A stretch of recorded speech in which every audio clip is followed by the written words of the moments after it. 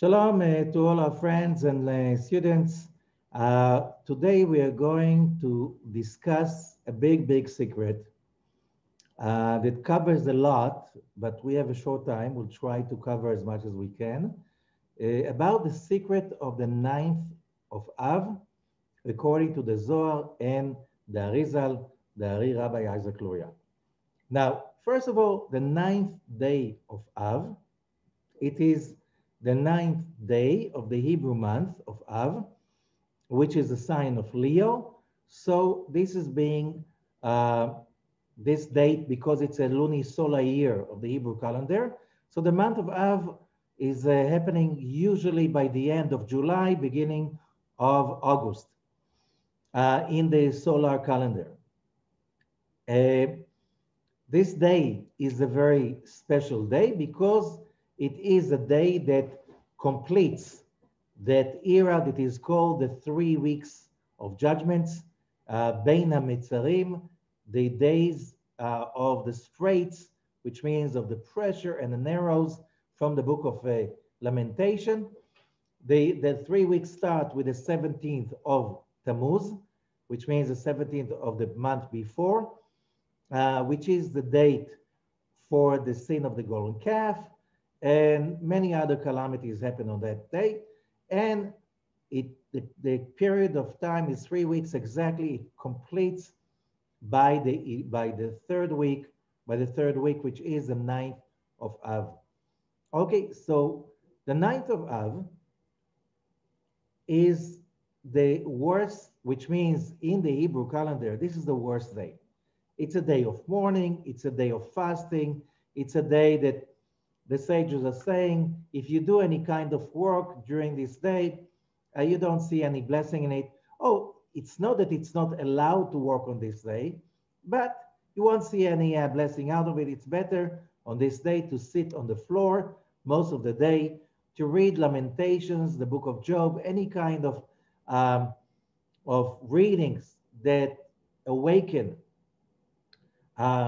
thoughts of basically repentance and seriousness inside the person. That's a tradition. As I said, it's a fasting day.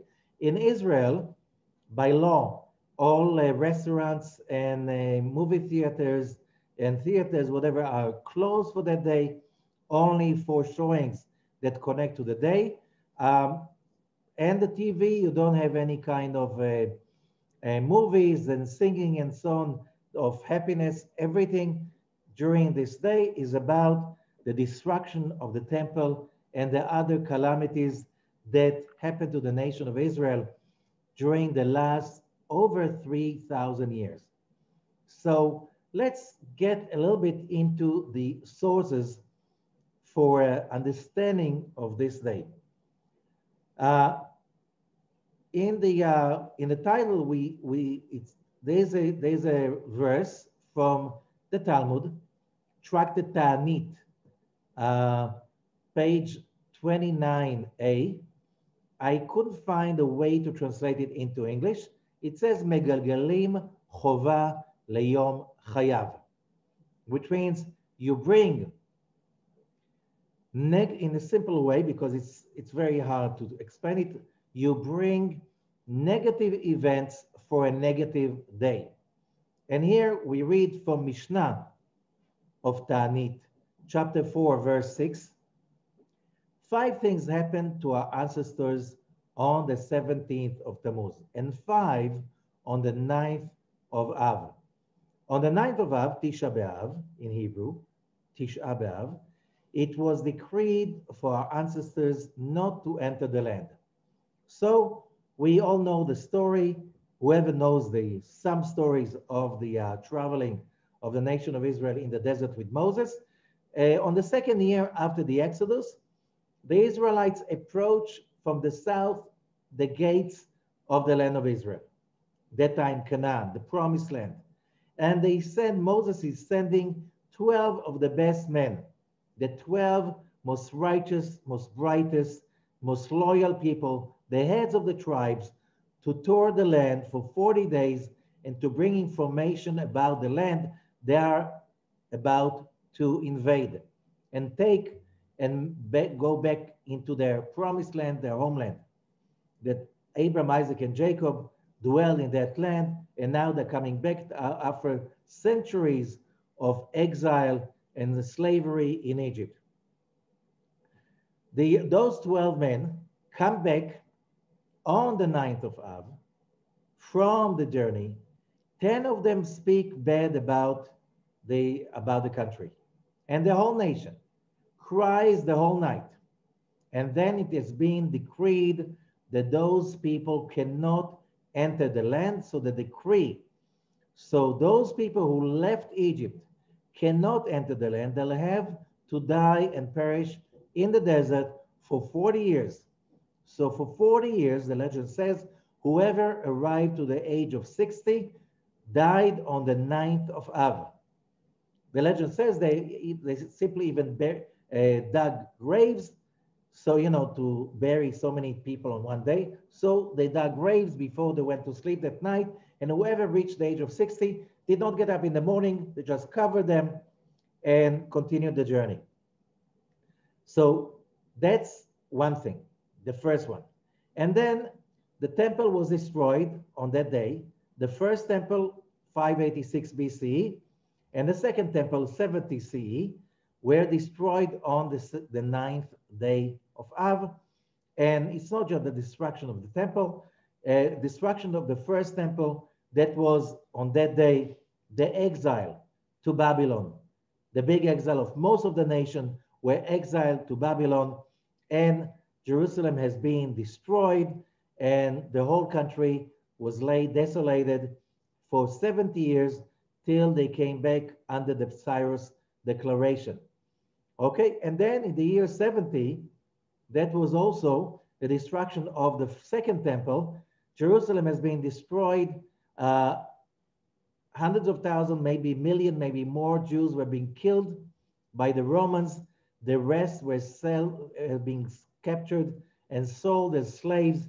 And the whole area around Jerusalem, including Jerusalem, has been forbidden for Jewish people to live there for centuries. Then more than 100 years later, more than 60 years later, there was another rebellion, another Jewish rebellion against the Romans. And then that rebellion lasted for a few years also. And the last city, the main city of the rebellion, Beitar, not far from Jerusalem, was captured on that day. Again, close to 1 million, maybe more Jews were being murdered, killed, massacred. The rest have been sold, hundreds of thousands of them, in the markets in the Mediterranean. And more than that, the resistance of the Jewish people against making Jerusalem a city of idol worshiping was overrun by the Romans. And then the fifth thing was, and then Jerusalem was plowed by the Romans. Well, I'm saying plowed because that was the way the Romans established the city. They plowed the city with a bull and with a cow, the perimeter of the city, and that was their dedication of that Roman city. So Jerusalem, the name has been wiped. The name of Jerusalem has been changed to Ilia Capitolina. The name of the land has been changed to Palestine, Syria, Palestina. And the Romans from that moment on did whatever they could to colonize the country and to remove any memory of a Jewish connection to this country. Oh, there were 8 more rebellions in the next few centuries. It was not that easy to remove all the Jews from that country, but we can see the results till today. So 5 great calamities in the ancient times happened on the 9th day of Av. But that was not all. We go forward and we go to the Dark Ages. The First Crusade officially commenced on August 15. It was not on the 9th of Av, it was just a few days later of 1096. And that was a disaster for Jewish history. First of all, the Crusaders, they wanted to fight the infidels. And who are the first infidels they met? the Jews. So many Jewish communities in England, mostly in France and East Germany, have been totally destroyed. Tens of thousands of Jews have been murdered in Europe just before the Crusaders left Europe. When they arrived to the land of Israel, the few 100,000 Jews that still survived in that country either were murdered or fled away from the Crusaders. And that is exactly when Jews stopped living as communities in most of the country. Some areas of the country that were not taken over by the Crusaders, there were still Jewish communities even during the times of the Crusaders in Israel. Then later on, there was a deportation of the Jews of England in July 18th, 1290. That was the 9th of Av. And for centuries, Jews were not allowed by law to live in England. Then the deportation of the Jews of France, 1306, July 22nd, that was also the 9th of Av. And for centuries, Jews were not allowed to live in France. Many were forced to convert to Christianity, and that was the end for centuries for the glorious Jewish communities in France. Then the deportation from Spain, the biggest of all of those disasters, that was also on the night of the 8th day of Av, July 31st, 1492. The 4 months given to the Jews to leave Spain ended, and the next day, on the 9th of Av, any Jews that did not leave Spain had to convert forcefully into Christianity, and a terrible time started with the Jewish communities of Spain and all the countries that Spain conquered. So here we're talking about the Dark Ages. The 9th of Av continued to be a bad day. And the biggest disasters were happening on that day. But it was not over then. We're coming to modern times. The last century, the 20th century, the outbreak of World War I was on July 28, 1914, when the Austro-Hungarian Empire declared war on Serbia and the World War I broke out. That was not the worst, but it was a few days before the 9th of Av. Then a day later, the British, the France entered to the war.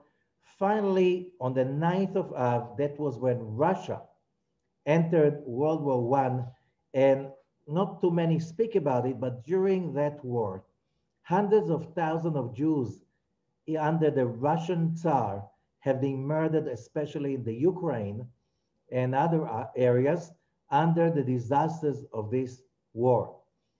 And then the final solution of the Jews of Europe, it was approved, that plan, that program, that vicious program, has been approved by the Nazi Party on August 2nd, 1941. It was the 9th day of Av.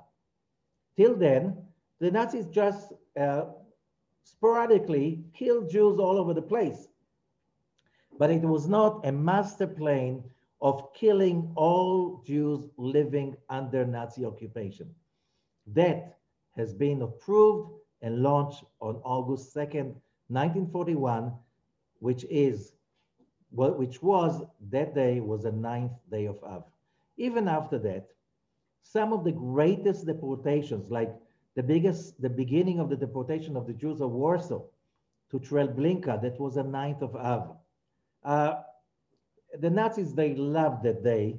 And even my big part of my family was deported on the 9th of Av of 42 to Auschwitz from where they lived in Poland. So that was a day that, of course, you have, where we go back to the title, Megalgalim Choval Yom Chayav, all negativities will be rolled over to a day that is negative. Okay, so we relate to that day as a very negative day. What makes a day like this so negative? Because if you study Kabbalah, you ask yourself first the question, what comes first? A person moving his hand or the thought to move the hand? Of course, the thought that comes before the movement. We can see the movement, but we cannot see the thought. Same way, when we see something in the physical world and you see that for over 3,000 years, so many disasters happened just, and the greatest of all disasters, they come on a certain day. You ask yourself a question, what's in it and that day that so many disasters happen on that day and not on other days? There must be something, because the chances, the probabilities, all the greatest disasters in the history of the Jewish nation for 33 centuries just fall on one day or around that day. Doesn't make sense, because there's no way by probability, statistics, that that's going to be so concentrated on this day. So in order to understand that, we have to go to the Zohar of Parashat Vayishlach. On the Zohar of Parashat Vayishlach, in the book of Genesis, verse 99 in the commentary of Rabbi Ashlag HaSulam on the Zohar says as follows. I'm reading first the Aramaic source of Rabbi Shimon Bar Yochai. Al ken lo yochlu bnei Yisrael et gid hanasheh. The story is like this. The Zohar is relating to the story of Jacob, one of the most famous stories in the whole book of Genesis. Jacob's wrestling with the dark angel, the angel of the dark force. He's wrestling with him the whole night. The dark angel cannot win over Jacob. When he sees that he cannot win, he touches his sciatica. Okay? And then it says in the Torah itself, Al ken lo yochlu bnei Yisrael et gid hanasheh, and therefore the children of Israel will never eat the sciatica. Okay, the sciatica, when we're talking about kosher beasts like cows or like sheep, they have a sciatica, and the sciatica is the main nerve for the back part of the animal. Therefore, in order to eat that part of that animal, you need to very, very carefully, it's called nikur. It's like you have to go with almost with a needle, and to get that main nerve and all side tracks of that nerve before you can eat that piece of meat, that part, the back part of the animal, which is called the sirloin steak. Why? Because the dark angel touched the thigh of Jacob on that sciatica nerve. And this is so not kosher, that part of the animal, as long as it has that nerve inside, that you cannot sell it. Let's say, if you're a butcher and you have a kosher butchery and you slaughter a cow and you check it after the slaughtering, the kosher slaughtering, and the cow is not kosher.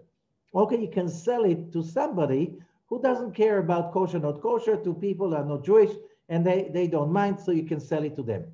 But that part you cannot sell. You cannot get any joy out of it. You cannot get any profit out of it. Even to feed your dog with that, you're not allowed. Why? Because when you feed your dog with that meat, you don't have to buy him other kind of food, so you have some profit out of it. You're not allowed. ועמה יקרי גיד הנשה, כלומר גיד יהיו מנשה לבני נשה, מפולחנה דמאירון, ותמנו יצר הרע רבייה. Here's the translation into Hebrew. ואפילו בהנאה אסור, ואפילו לתת לכלב אסור, we explained that. ושואל, למה נקרא גיד הנשה? Why is it called in Hebrew, in the language of the Torah, it's called gid hanashe, the nerve of the forgetfulness. Okay? That's one of the main, kind of a partial translation of the word. Umeshiv. And he answers, the Zohar, כלומר גיד שהוא מנשה, דהיינו מדיח, בני אדם מעבודת בורא. That vein, that nerve, main nerve, has the power to make people forget the work they have to do for their creator. They make them, so the word is to make them forget, make them stay away of, or stay away from, make them run away or detach from their destination. Sham rovetz hayetzer hara. Why? Why does that happen? Because the main place, the source, where the evil inclination of the whole body dwells, that's the headquarters of the evil inclination is in the sciatica nerve. Okay, quite serious. וכיוון שהמלאך התאבק עם יעקב, as that angel of the dark side is wrestling with Jacob on that night, לא מצא מקום בגופו שיוכל להתגבר על יעקב. He could not find any place, any weak place in the body of Jacob so he can overcome. He couldn't find any weakness in Jacob's body so he can, use that weakness in order to overcome Jacob. Ki kol evrei gufo azur leYaakov, because all parts of the body of Jacob helped him in that fight. All of them served him. What does it mean? Let's say you are a wrestler and you really wrestle well and you really exercise and you're healthy, whatever, which means that all your body is basically serving your thought to fight your enemy. However, when a person is getting sick, there is a part in the body that is simply not as strong, and it's like it doesn't obey your will to fight the enemy. So that the weak point, and the enemy, if he's smart enough, will soon enough find that weak point and use it in order to overcome the person. Okay? In that case, all parts of Jacob were in shape and they supported the main goal to fight the angel of the dark side. All of them were strong and they had no weakness. And we know that the dark side cannot hold on only to a place of lack and weakness. Me'asa, so what did the dark force, the dark angel do? He touched his thigh, the thigh of Jacob, in the place of the sciatica nerve, Gid Anashe. Bemino. Why? Because that's his kind, and there was, according to the law of affinity, similarities attract, and the dark angel touched his place. What does it mean? The place where the dark side, the evil inclination in every human being harbors, which is the sciatica. This is the place of the evil inclination. שם מקומו של היצר הרע. ומשם בא היצר הרע אל בני אדם. From the power of the evil inclination of the person is coming from the sciatica. פירוש. Rabbi Ashlag adds some commentary. כיוון שגיד הנשה הוא מקומו של היצר הרע. Since the Gid Anashe, the sciatica, is the place of the evil inclination, which is the same frequency of the dark angel, that's why he could hold on to that location. Verse 101. Therefore the Torah said, Lo yochlu bnei Yisrael et Gid Anashe. Since then, we know that the children of Israel do not eat those parts of the body, even of a kosher animal, those parts that still have the sciatica there, if it was not taken out of there, they do not eat it. כמו שאמרו החברים, באיבריו של האדם מרומז מה שלמעלה. And as our friends we're teaching. In the organs of a human being, it is hinted what is above, which means the human being is a microcosmos. It's a small universe. All the forces of the universe can be found inside every human being. As above, so below. So every organ, every tissue of a human being is not just a simple part that is needed for the body to function. It is also a reflection on the physical domain or the physical level of a spiritual force in the upper world. So if that organ, if that tissue is good, it brings upon itself good from above. If it is evil, it is bringing upon itself evil to the human body. ועל כן, כל עבר שאוכלים מן בעלי חיים מחזק עבר שכנגדו באדם האוכל. And therefore, there's a whole teaching of medicine that used to be available for many years around the world. You can still find some of it in the Chinese medicine and some alternative medicine in the West, that if you have weakness in a certain part of your body and you want to strengthen that part, you have to eat the same organ from an animal. And today I think even there's a whole in America, even you can find in Europe, you can get, if somebody has a problem with the heart, so you have capsules of concentrated tissue of a cow, of a heart, and so on and so forth. Okay? So if we understand that every organ, and that's why, according to Kabbalah, usually you do not eat internal organs. Why? Because internal organs, they connect to the internal part of the animal, and you do not want to strengthen the animalistic part inside yourself. So it's not, unless somebody is sick and needs to eat liver in order to strengthen his liver. Okay, that's in ancient medicine of the ancient world. Okay, so of course, because of that, we understand. Vadai, shegid anashem mechazek et hayetzer hara shu mino. So therefore, if we understand that every organ of an animal that we eat strengthen that part in our body, if we eat the sciatica, that is strengthening what? Our own sciatica, our own evil inclination.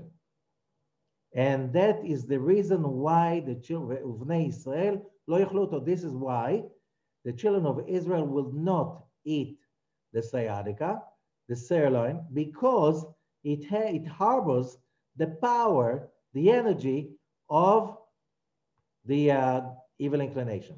As I say again, you can find that steak in kosher restaurant or kosher butcheries, but it's much more expensive because somebody that is really knowledgeable in anatomy has to sit for hours and to pick all that nerve from every aspect, every part of the back of the animal.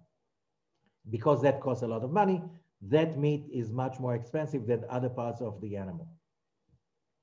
Okay, so therefore, as we said, Bnei Yisrael lo yachluto, the children of Israel would not, it's not kosher. Shemeinam mitzido mimino, because the children of Israel do not want to be on his side of his kind. Aval ha'amim ovdei avodah zara yachluto, but nations of idol worship, they will eat it, because shehem mitzido mimino shel malach shalem, because that's their side. And the dark side, they belong and connect to him, the angel of the dark side. V'yichazek et libam, and that will make the heart even stronger in their idol worshipping. Verse 102.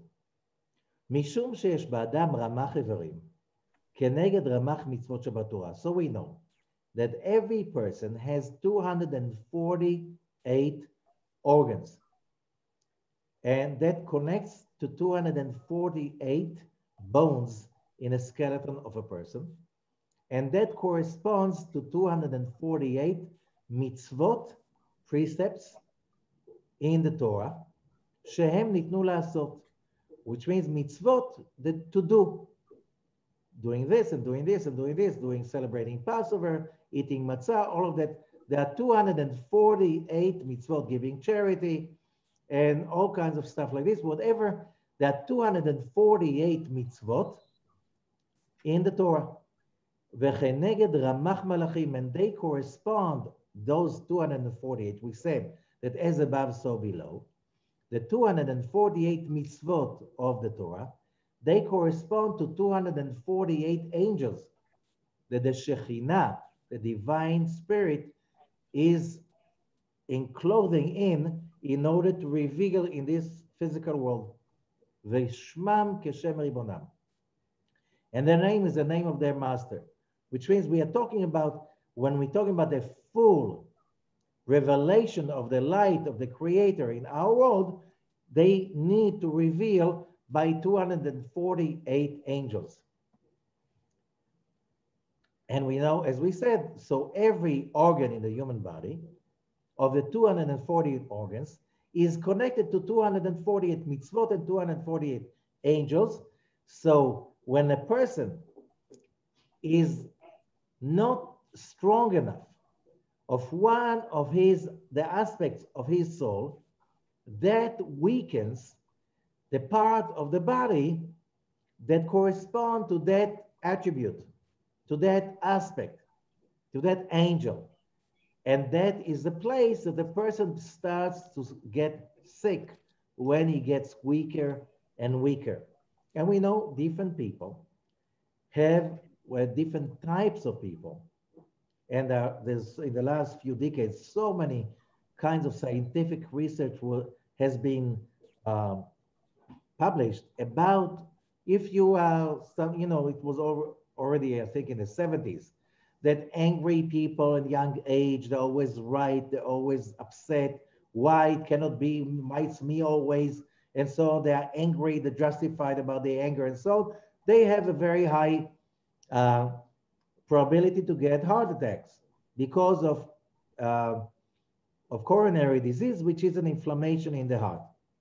And so on and forth. And there are different types of people, they have different probabilities to get all kinds of diseases. And we know there is a connection between the organ that becomes weak and the tikkun that the person has to do, which means where he has to pull more light because he damaged that angel that protects the body and the soul. Okay, but I never, ever seen a list of mitzvot. I know already people are going to ask this question. I never seen anywhere, and a lot of people ask that question, which mitzvah correspond to which part of the body. Never seen a list like this, okay? 103. V'yesh ba'adam shasa gidim.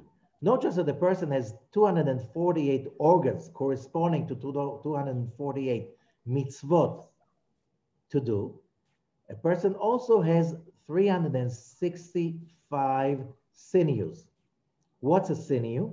A sinew is a conduit of power in the human body. That could be a big artery, it could be a big nerve, could be also a ligament. In ancient Hebrew, the word gidim, they refer to all three of them.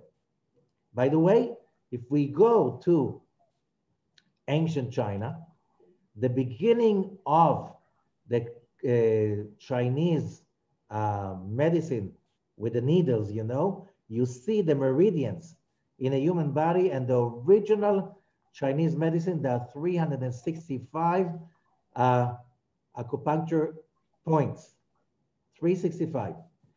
Corresponding to these 365 meridians, sinews, there are ukenegdam shasa mitzvot. There are 365 mitzvot shem lo nitnu lasot, negative mitzvot, which means do not do. Do not eat pork, do not eat on Yom Kippur, stuff like this. 365 of them. Now, shegid anashe hu echad mem, hu echad mem. But here we know that again, so The sciatica nerve, Gida Nashe, is one of these 365 sinews. They correspond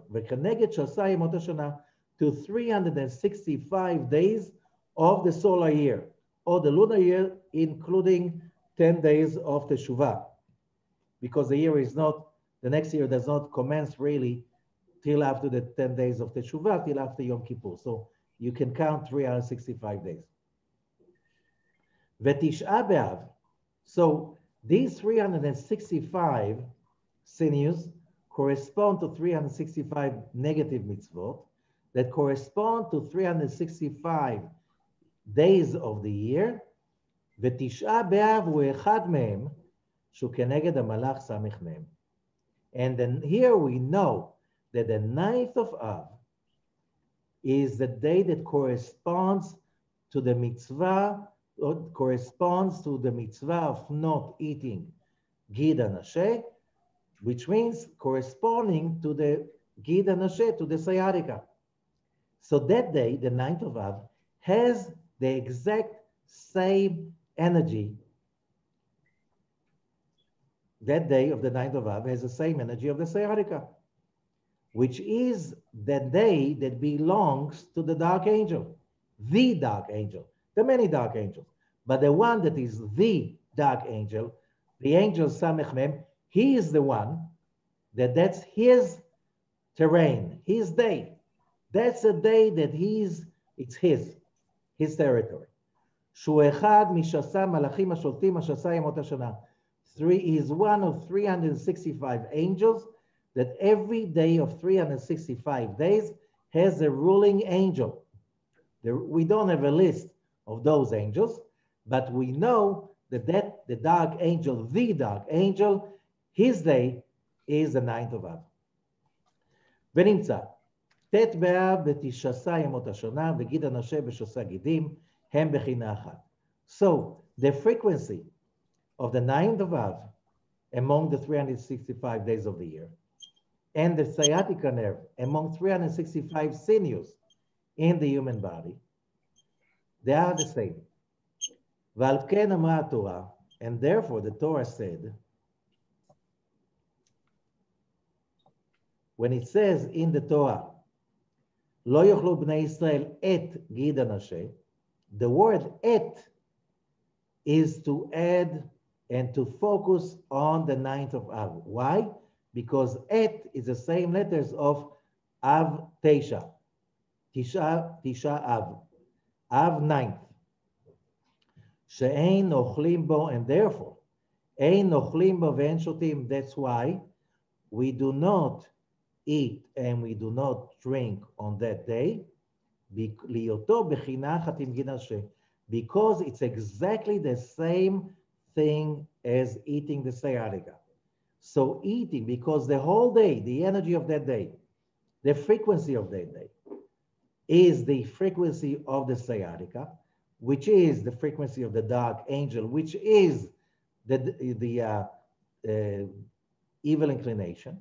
Therefore, any connection to any energy, any power on that day feeds our sciatica, feeds our negativity, feeds our desire to receive for the self alone. ומשום זה, ראה הקדוש ברוך הוא הכל. ונרמז בכתוב רמז ליעקב ויאבק איש עמו. היינו בכל ימות השנה ובכל איבריו של יעקב. So God saw that, and when Jacob was fighting the dark angel, he fought with all frequencies of all days of the year and all the organs and the parts of Jacob. And that angel could not find any place to hold on to, only on the sciatica. When he touched that place, immediately, miyad tashash kocho shel Yaakov, Jacob became weak. And during the days of the year, matzah et yom Tish'ah b'av, and during the days of the year, he found the 9th of Av. On that day, the dark angel becomes stronger. Shebo nitgaber samech mem. ונגזר הדין עלינו, and therefore the decree has been decreed upon us. ונחרב בית המקדש, and the temple is being destroyed. וכל מי שאוכל בתשעה באב, כאילו אוכל גיד הנשה. So anything you eat on the 9th of Av, anything you drink on the 9th of Av, it's like you feeding your evil inclination.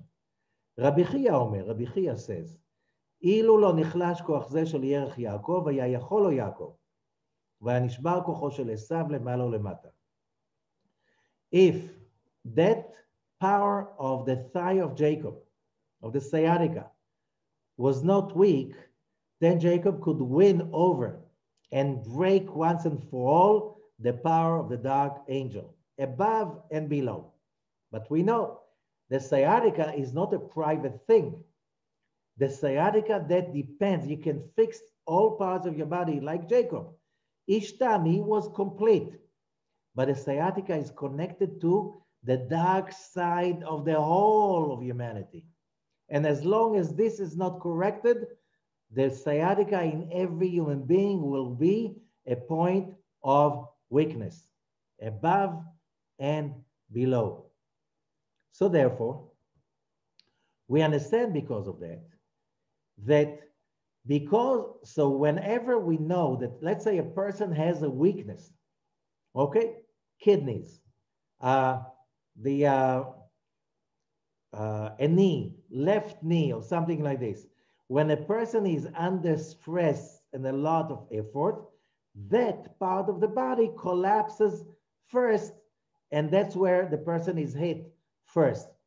When we are talking as the Israelite nation, as a congregation, as a tool for the Shekhinah to be revealed in this world, whenever we fail, whenever we become weak, and we do not do the fight properly against the dark side, the first thing that will get hit will be the sciatica, the 9th of Av. So when you are very weak, that is the most dangerous day. So therefore, we understand that this day is a day that you prefer to refrain from any intense activity or almost any activity, because why do you want to expose yourself when you know that that day is so negative that there's no way you can connect to positivity on that day? So, and therefore, there are 5 prohibitions on the fast of the 9th of Av.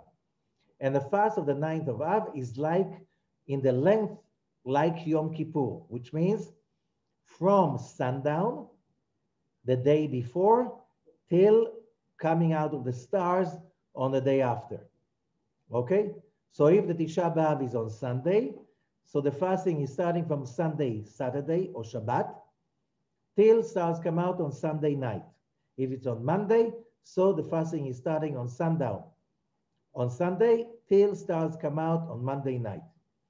During that time, first of all, you want to refrain from any connection to any power.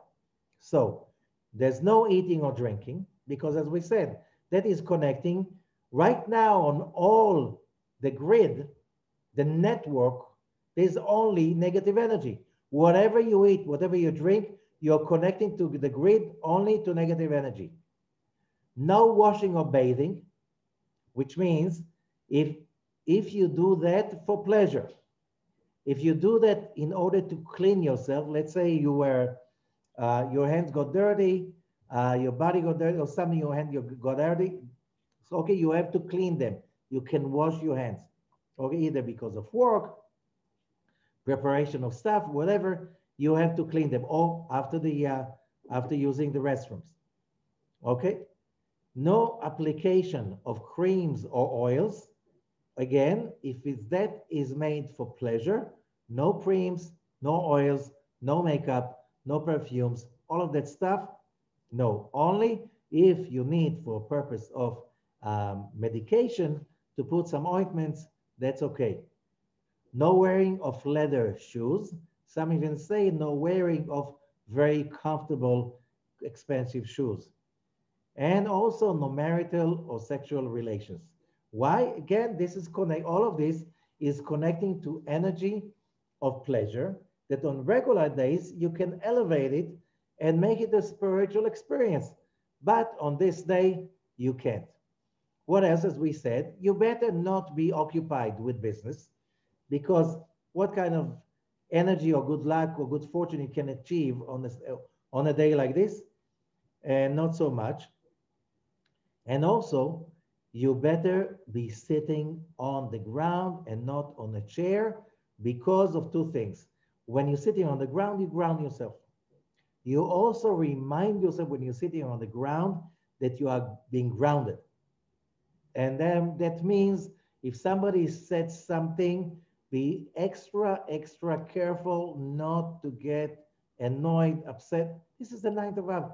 Do you want right now to get in touch with the Dark Lord, the Dark Force? Of course not.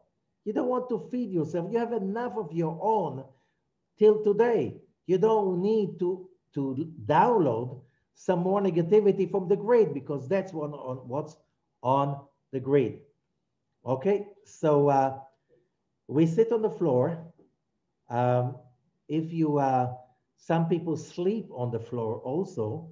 Today, a lot of people, you don't sleep on the floor, but if you have a cushion, you remove the cushion, whatever, you just try to make sure that you remind yourself that you are grounding yourself, that you just let low under the radar, so you don't want to connect to the grid. Okay, what else do? We do pray all the prayers of a regular day, but there are certain additions for the ninth of Av, especially reading the book of Eicha, the book of Lamentation. Okay, so that is in order to give us some protection. And during the prayer, there are certain meditations.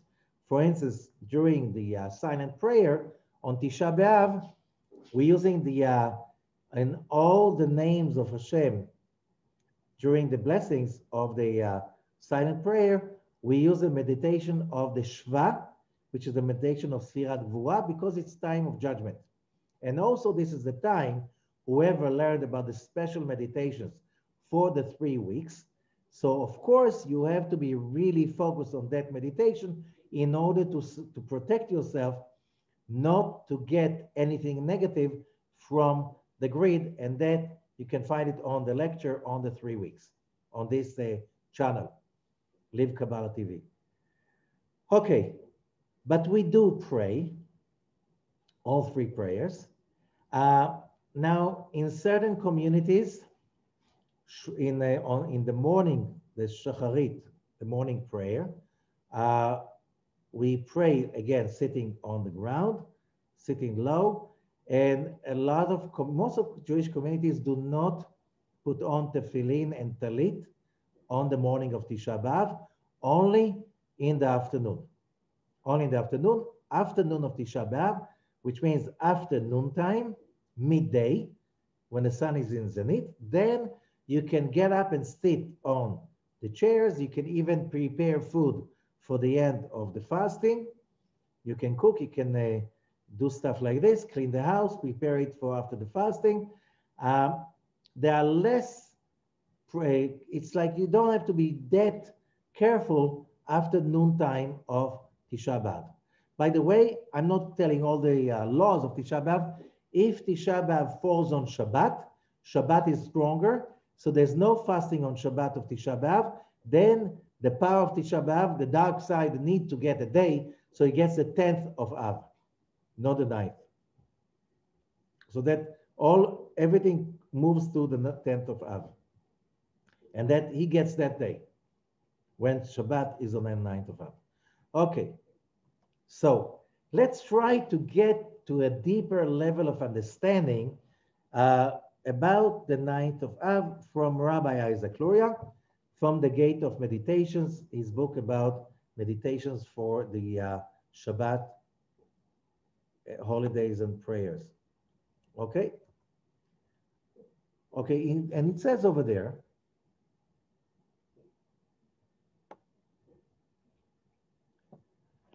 Inyan, this is about Tisha B'Av, Inyan Tisha B'Av. מה שנהגו, Rabbi Azakhlor speaks about that. ביום תשעה באב, במנחה, לומר פסוקים של נחמות וגם לקום ולשבת על הספסלים למעלה. As we said, on Tisha B'Av noontime, you don't sit on the floor anymore. You can get up and sit on chairs. Okay? As we said in the prayer of the afternoon, mincha, most congregations, they put tefillin and talit during mincha and not in the morning.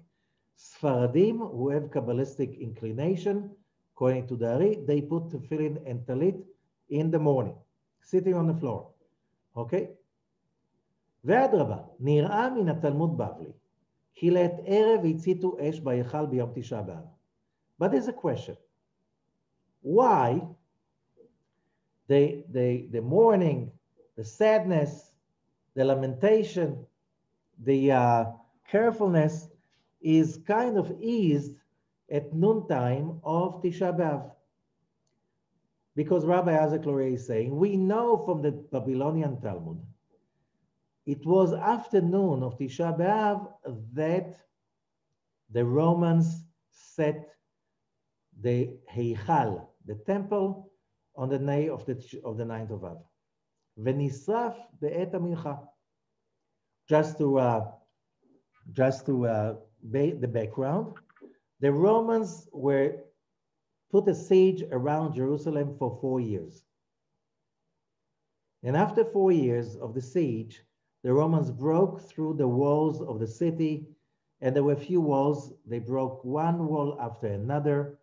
The most fortified area of the city was the temple, the highest place. Okay, and then they broke in on the 9th of Av. There were a lot of people on the Temple Mount, thousands and thousands and thousands, because everybody who survived at Jerusalem ran away to that place. The Romans went in and they massacred anyone they could meet. The temple, Beit HaMikdash, was the most magnificent building temple in the whole Roman Empire. The Romans wanted it for themselves. Titus, the head of the Romans army, gave a ruling not to touch the temple. However, the Romans were so angry, and one of the Roman soldiers just threw fire inside the temple, and the fire was caught easily, and everything went on fire, and that was afternoon of the 9th day of Av. Thousands and thousands and thousands of people seeing that on the Temple Mount, the temple going on fire, while so much blood is running there because people were massacred. Tens of thousands, maybe 100,000. There's lots of numbers about how many people were massacred on that place at that time, and then the temple is going on fire. According to that, says the Ari, כפי זה היה ראוי להחמיר במנחה יותר מבשחר. So according to that, we should be even on the afternoon of Tisha B'Av, the morning rules should be even stronger. אבל העניין יובן. So why getting up and sitting on the chairs? Why even saying verses of consolation? Why? That should be the opposite. העניין יובן במה שדרשו בגמרא, but it is said in the Talmud. על הפסוק, there is a lamentation. There is a psalm, I'm sorry. It's called מזמור לאסף, אלוקים באו גויים בנחלתך. I forgot the number of the psalm.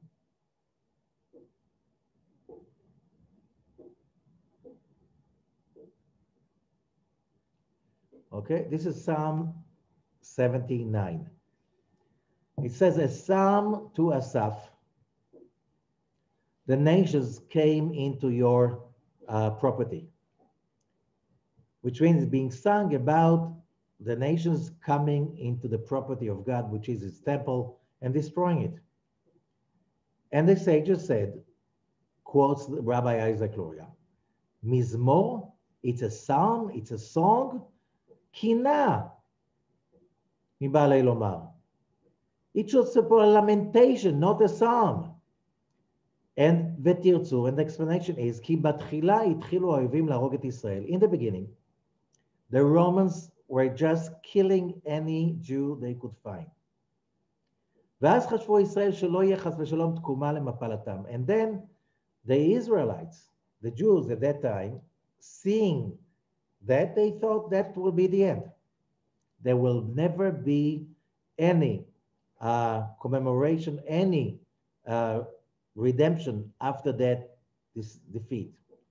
And they will be all be killed by one. But that's, remember, there were millions of Jews at that time all over the Roman Empire.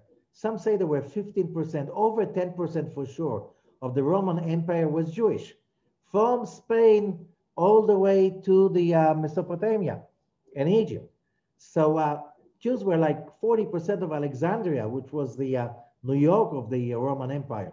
So the Romans were just killing the Jews there in a temple. What's the story?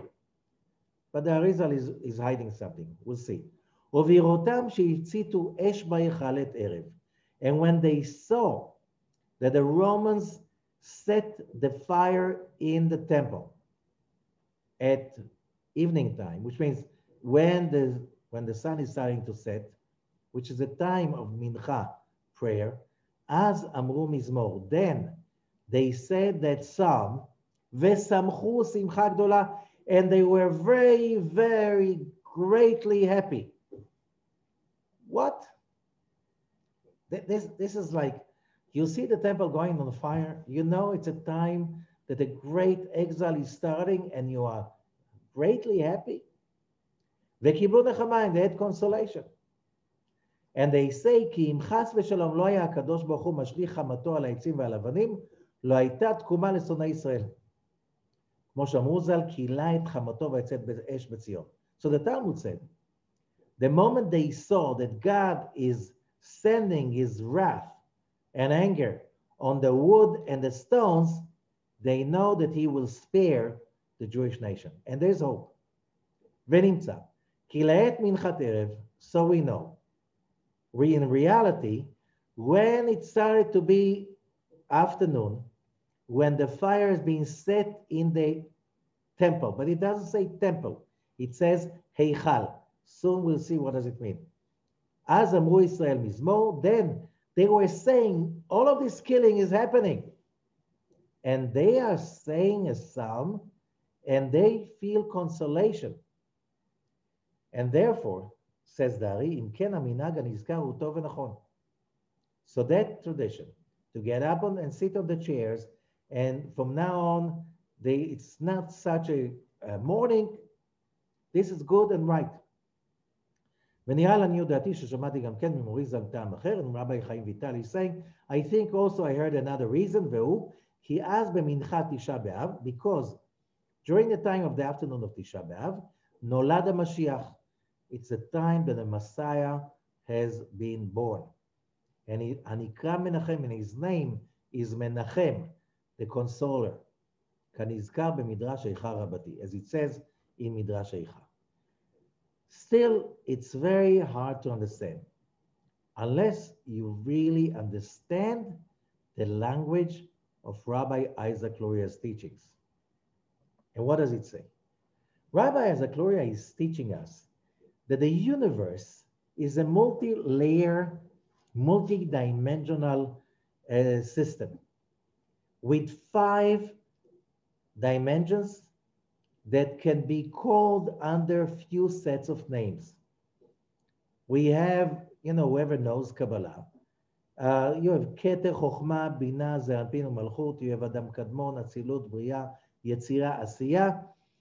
But there's one set of names that is interesting for us because of the connection to our story. Because if you don't understand the codes in the teachings of the Torah, the Talmud, and even the Zohar by Rabbi the Arizal, we won't get the message. And that set is called Shenigle. Shenigle means in Hebrew, as it has been revealed.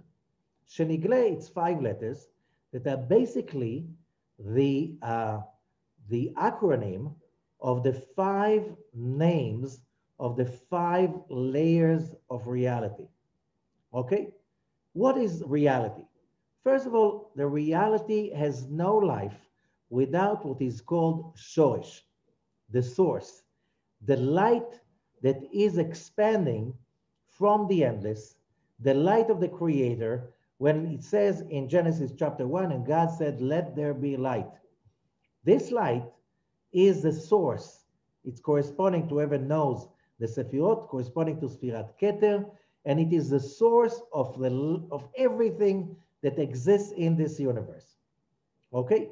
But that light is so high in its frequency, we cannot even see it or perceive it with any sense that we have. That light, in order to reveal itself, needs to manifest itself through a vessel. And the vessel for that light is a second layer, which is called neshama, the soul.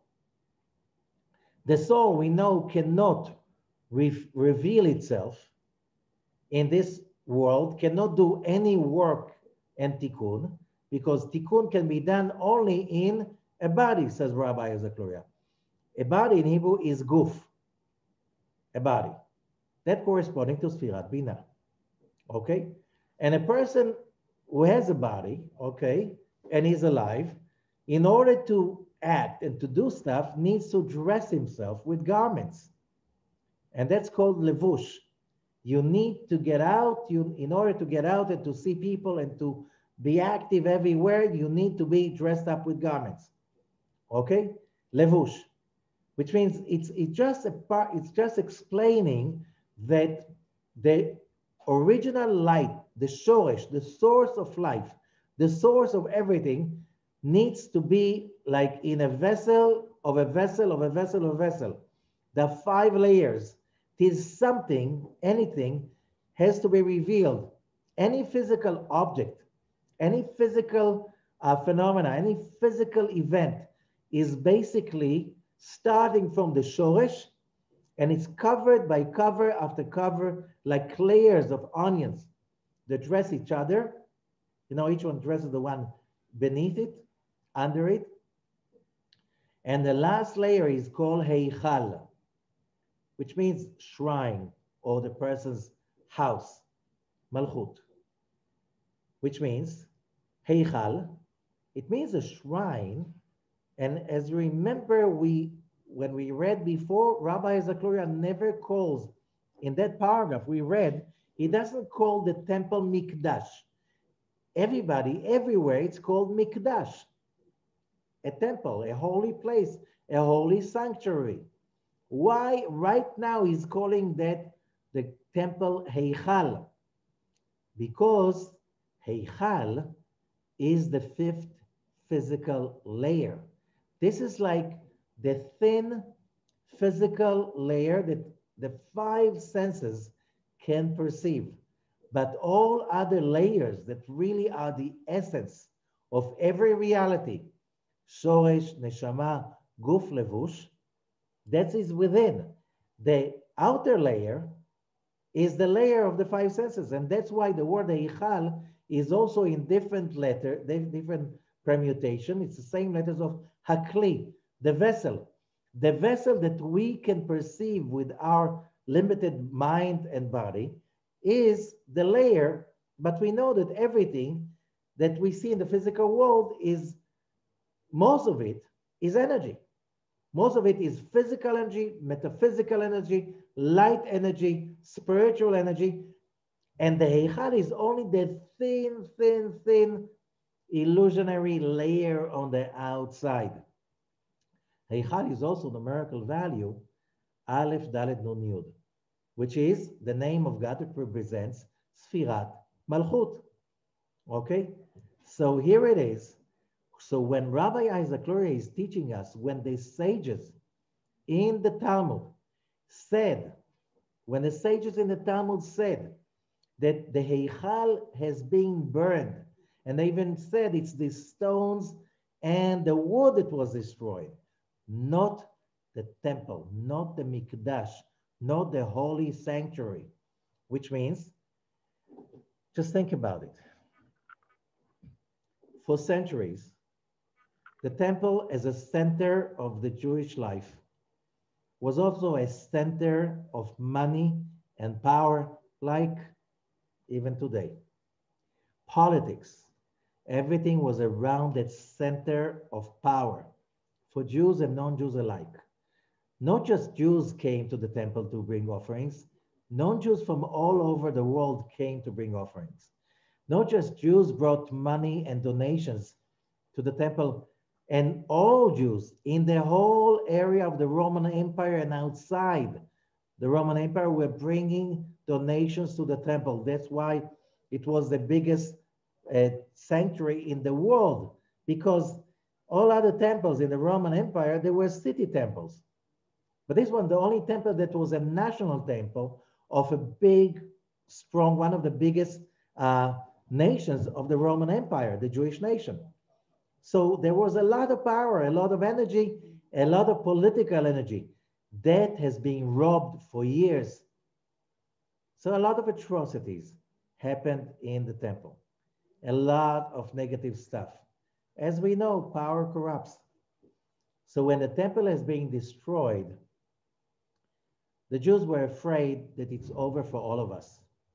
But the real spiritual sages, the real Kabbalists of that era, when they were there present and they saw how the Romans with so much anger kill every Jew they could find, they were sure it's over for all of it. It's like that. But then they saw a great, great miracle. They saw that the Romans, as they burned the Beit HaMikdash, they burned only the Heichal, only the fifth lesser and lowest elusive layer of Beit HaMikdash. The rest of Beit HaMikdash, the light of it, the soul of it, the body of it, the garments of it, stayed standing there as it was before, untouched. That's the only way we can explain that they had samchu simcha gdola. They had a great happiness and joy. And they started to sing because in that moment, they realized the Romans cannot touch the real Beit HaMikdash. They can only touch the physical illusion of it. And from now on, Beit HaMikdash will be standing there and nobody can steal, nobody can desecrate it, because whoever is not worthy of it, whoever is not in the real spiritual level, will never be able to figure out, even to think, that the temple, the Beit HaMikdash, is still standing there. And you can still operate it and activate it and use it. How do we know? I can give 3 examples. In the Sephardic Siddur, the prayer book, which was, the text of it has been edited and approved by Rabbi Isaac Loya. In the morning offerings part, it says, these are the incense, or that has been offered in the temple. And then it says in the Ashkenazi prayer book, Bizman shebeit HaMikdash haya kayam. In the time that the Beit HaMikdash did exist. In the Arizal version, it says in the time the Beit HaMikdash exists, kayam. Bizman shebeit HaMikdash kayam. Okay, that's one hint. It doesn't say did, it says exists in present tense. In the prayers of Shabbat, we ask the Creator to come back to the temple. A prayer of Musaf. The prayer of Musaf on Shabbat morning is about the certain special additional offerings that were offered in Beit HaMikdash for Shabbat. That's why it's called Musaf. Musaf means additional. It says over there, "V'areinu bevinyano vebevinyano v'samchenu b'tikuno." Show us the building of the Beit HaMikdash and make us rejoice by fixing it. And the sages are asking the same as Rabbi Isaac Luria, why it should be the opposite. Let's fix the building and then we can see it. No. The building is there, we just need to see it. Then we'll do some small fixing around it. First, we need to see it. And then the strongest hint, it's not a hint, it's so thick, as they say in Hebrew, like an elephant. You can't ignore it. In the Shulchan Aruch, the most important book of Jewish law, Shulchan Aruch, the set table, written by Rabbi Yosef Karo in the 16th century in Tzfat. He lived in Tzfat. He was in law with the Rabbi Isaac Luria. He was a great Kabbalist, but he also wrote the most important book for Jewish life, the Shulchan Aruch, with all the set of rules that till today, every Jewish community around the world follows these rules. And it says over there in the laws of the silent prayer, that before the silent prayer, you make 3 steps forward. Okay? The last, if you're outside Israel, 1 step to Israel, the 2nd step to Jerusalem, and the 3rd step into the Holy of Holies, Kodesh HaKodashim, which means it says there clearly that every time a Jew prays that most important prayer of the day, 3 times a day on a weekday, 4 times on Shabbat and holidays, 5 times on Yom Kippur. Where do you pray that prayer? You have to concentrate, meditate with all your being that you are standing in Beit HaMikdash, in the Holy of Holies, in Kodesh HaKodashim. How can you stand in a place that does not exist? Which means every day you have to live that existence, that the temple is standing there, and by you going there to that place that only the high priest, only the Kohen Gadol could go there only once a year on Yom Kippur. Okay, now every Jew can walk into that place 3 times a day on weekdays, 4 times on Shabbat and holidays, 5 times, and stay there for the whole prayer. And then when you finish, you leave, you go backwards, like you're going out of the king's palace. So if that's not a thick hint that the Beit HaMikdash is still standing. So they were rejoicing, but they were rejoicing because they realized Beit HaMikdash is still standing. So is the day of destruction of the temple a bad day? Or is it a good day, which means we realize on that day that the Beit HaMikdash will be standing there forever. It is us who need to change so we can be capable again to be able to see the true Beit HaMikdash standing in front of us when we come to visit in Yerushalayim, or every time, no matter where we live, every time we pray, we can go there, enter Beit HaMikdash, no politics, nobody will tell you you're not holy enough, you don't belong to the right sect. You can go to Beit HaMikdash anytime, just if you have the right consciousness and understand that concept we just spoke about. And still, how could they be so happy? Because that revelation they had is so elevating when you see that only that the real temple, the real Beit HaMikdash, is still standing there till today. Okay, and by the way, even till today, nobody can touch the place because, yes, today you have the Golden Dome. But if you look at the Golden Dome was not built as a mosque. It has been built as a memorial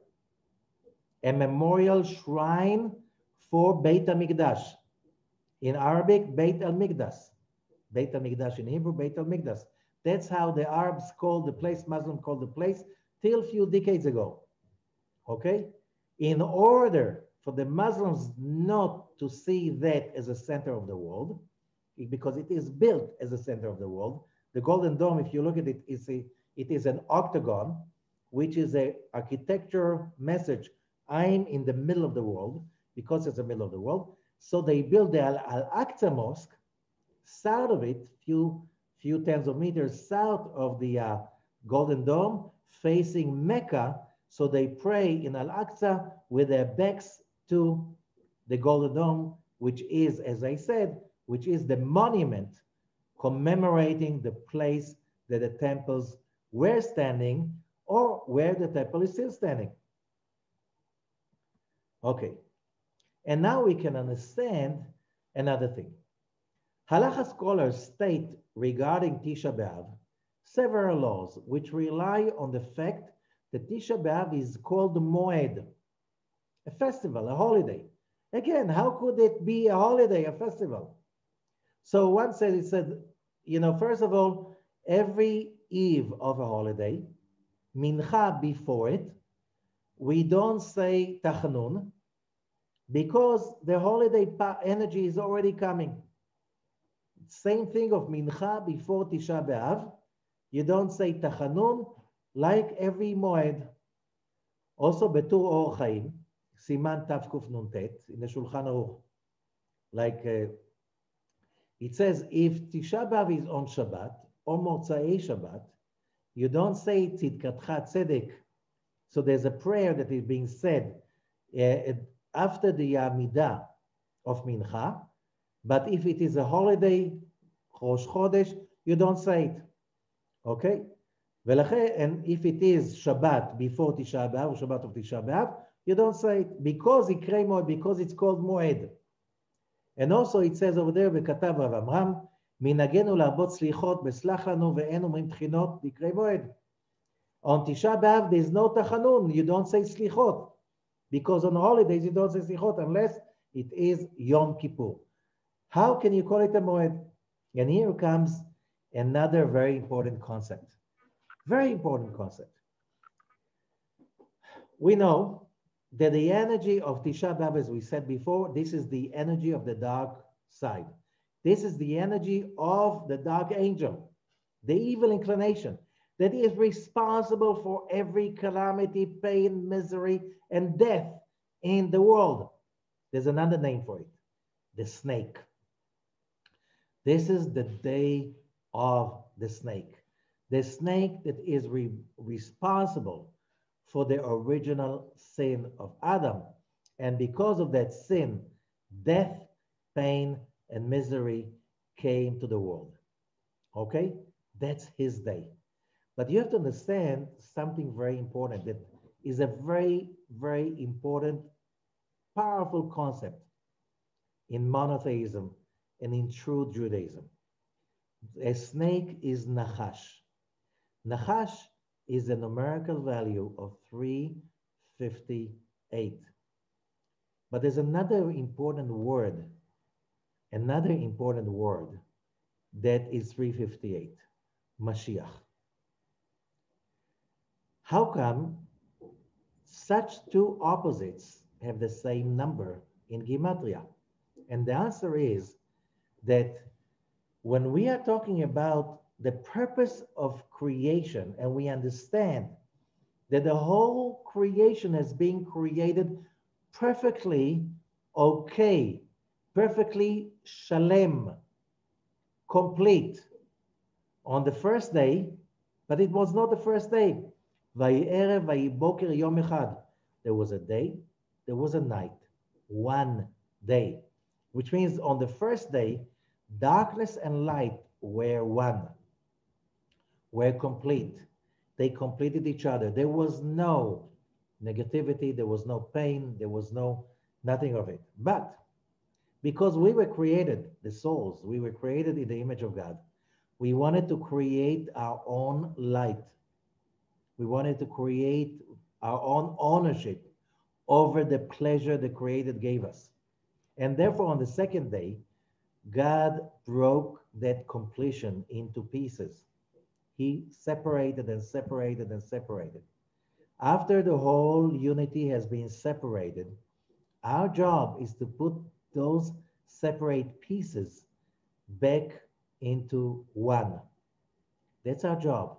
When we put things together to be one, then we experience real, lasting joy and fulfillment. So, according to that, evil is not a force on itself. Evil is the illusion of separation and disharmony.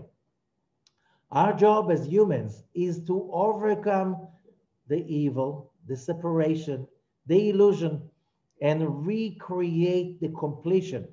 In other words, create shalom. Shalom means completion in Hebrew. People say peace. No, peace, real shalom, is when all the parts of humanity feel that they complete each other and they need each other. Not when some part of humanity tries to eliminate another part, even eliminating the snake. Because the evil is not really bad. The evil is simply good in disguise, is simply the good that is in improper space or a place. You just need to restore it. So all our job, which is the work of Mashiach, is not to eliminate the darkness and eliminate evil, but to transform it and reconnect it to transform it and convert it back into good. So one of the greatest works is to be able to see that everything is good, because everything, if it's part of the creation, everything is good, although we cannot see that. And see how that goes together. The ability to see the good in everything is the same level as the ability to see that Beit HaMikdash is still standing. Most people with a regular sight and logic cannot see that. All our job is overcoming the evil inclination. When we overcome our own evil inclination, then we transform it, convert it into serving us instead fighting against us. And when we use that power, right now we'll be able to see how everything can be converted into good. And therefore, when it says, yes, the 9th day of Av, on the outer layer, that's a day of the dark side, the day of Nachash. But in the inner layer, that is the day of Mashiach.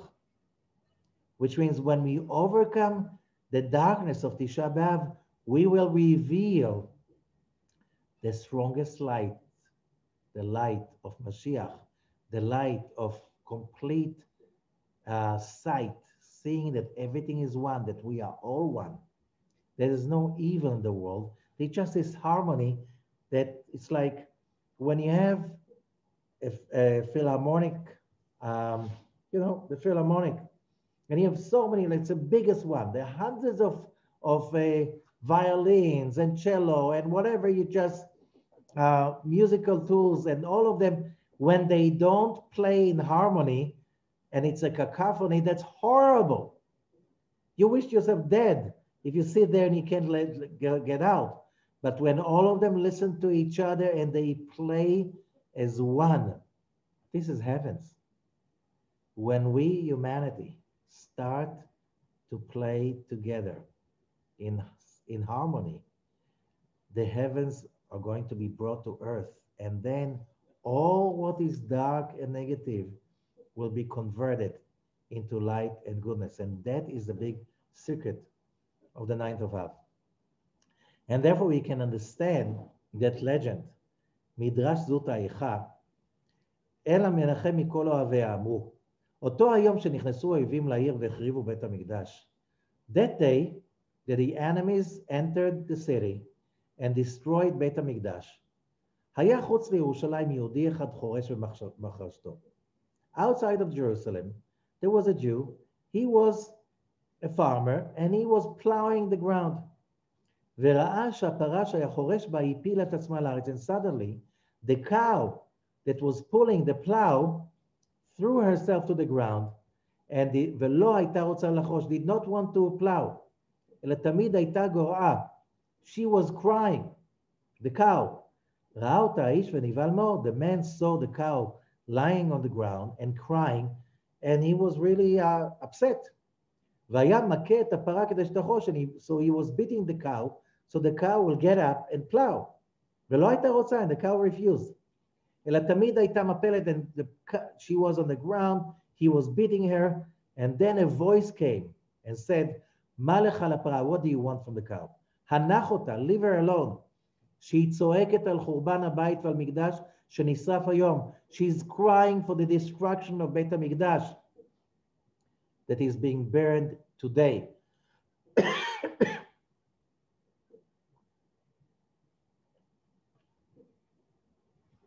שמע האיש, מיד קרע את בגדיו ותלש את שערו וצעק. ונתן אפר על ראשו ובכה, ואמר, אוי נא לי, אוי נא לי. The man heard that voice. He tore his clothes, he pulled his hair, and he started to cry, put ashes on his head, and he was crying and crying, oi, oi, oi. לאחר 2 או 3 שעות עמדה הפרה על רגליה ורקדה ושמחה. 2-3 hours later, the cow got on its feet and started to dance. Have you seen dancing cows? She was dancing and she was happy and she rejoiced. It's very obvious. When cows are happy and they're dancing, you realize they're happy. תמה איש מאוד. The man was really wondering what's going on. שמע קול אומר, תאון וחרוש כי בשעה זאת נולד המשיח. He heard a voice saying, get up and plow because the Mashiach is just born. שמע האיש רחץ פניו וקם ושמח הלך לביתו. The man heard that, he washed his face, got up, he was happy, and he went home. Which means, on this day, when we lay low, when we don't eat, when we sit to the ground, but we still pray. We still pray, we still say Lamentation, the book of Lamentation, we still try to connect to the spirit of the Mashiach that is deep, deep under the evil layer, the negative layer of Tish'ah B'Av that is the headquarters of negativity for the whole year. But if we lay low and we go deep inside, beyond eating, breathing, worshiping the physical day and stuff like this, we are supposed to connect to the power of Mashiach, which is the hope, the knowledge, the certainty, that it doesn't matter what's going on. Everything is for the good. Everything is complete. And sooner or later, everything will be seen that the Beit HaMikdash is standing there, that we are all one. There's no place to hate, to kill, to destroy, to separate. We are all one. Each one of us is good wherever he is. And each one of us has to reveal. Remember in the symphony, the violins have to play what the violins have to play. The drums have to play what the drums have to play. The cello, each one, and the piano, each one has a role. You can't do somebody else's role, but we still, although we are different, we are all one. And this is the hope that Tish'ah B'Av can give us, that will give us the power to overcome any negativity for the whole year round. Thank you so much. Any questions? Yes, I have a question. Yes. Why did the Romans leave the Kotel standing? Why did they leave the west? They left the western wall, the eastern wall part of it. That's part of. First of all, if you've been to the western wall and you see in the diggings, you see how they threw the stones from above. They were very angry, very hateful. Like the Jews were exactly the opposite of the Roman. And by the way, we lost the battle, but we're winning in the war, because right now the Romans are more into Jewish values than into Roman values, right? But if you saw the stones over there, they were so big and heavy, there was a limit of how much work they can put in destroying the place. So I figure out that's in the physical aspect. In the spiritual aspect, something had to be left for us to see how great was the Beit HaMikdash. It's still great, but we need to connect not to the wall, but to the spirit within the real Beit HaMikdash standing on top of the Temple Mount. Anybody else?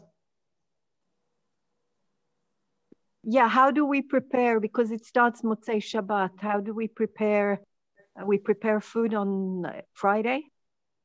First of all, on Shabbat, you cannot prepare food. No, that's what I mean. We have to prepare. So you eat the regular 3 meals of Shabbat, and that's it. And when Shabbat is over, you sit on the ground, you take off your shoes, the leather shoes, and you do all the whatever the rituals of Tish'ah B'Av, reading the book of lamentation, the prayers for Tish'ah B'Av, and so on. Are we supposed? There's supposed to be. We start with a beitzah and. No. That's at the end. Shabbat, because when Tish'ah B'Av is coming on Sunday, there's no. The 3 meals of Shabbat are normal. Okay, thank you. When the day before Tish'ah B'Av is a weekday, then just before the fast is starting, we eat a last meal, which is bread with ashes and salt and an egg. That's but that's not on Shabbat.